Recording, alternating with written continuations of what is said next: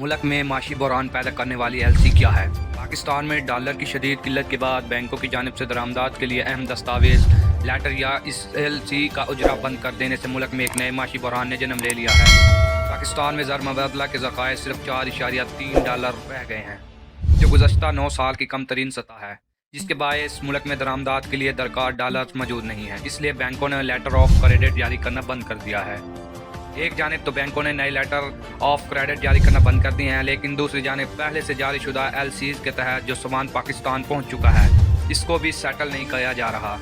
यानी कि इन एलसीज़ की रकूम बैरून मुल्क से एशिया भेजने वालों को अदा नहीं की जा रही है और अदायगी के बगैर ये एशिया बंदरगाह से बाहर नहीं आ सकती। इसलिए कराची की बंदरगाह पर हज़ारों कंटेनर्स फंस चुके हैं, जिनको कई दिन गुजर गए हैं। इन कंटेनर्स में खाने पीने की एशिया, खुर्दनी तेल, दालें, अद्वियात, सनतों की मशीनरी, गाड़ियाँ के पुर्जों समेत कई किस्म की एशिया शामिल हैं जो बंदरगाह पहुँच चुकी हैं, लेकिन एलसी के तहत इनकी अदायगी नहीं की जा रही है।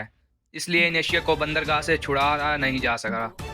हुकूमत पाकिस्तान ने स्टेट बैंक ऑफ पाकिस्तान को हिदायत की है कि बैंकों को पाबंद बनाया जाए कि वह हर सूरत खुर्दनी तेल, दालें, गंदम और खाने पीने की एशिया की दरामदात के लिए एलसीज़ के इजरा में ताख़ीर न करें, ताकि खुराक का बहरान न पैदा हो।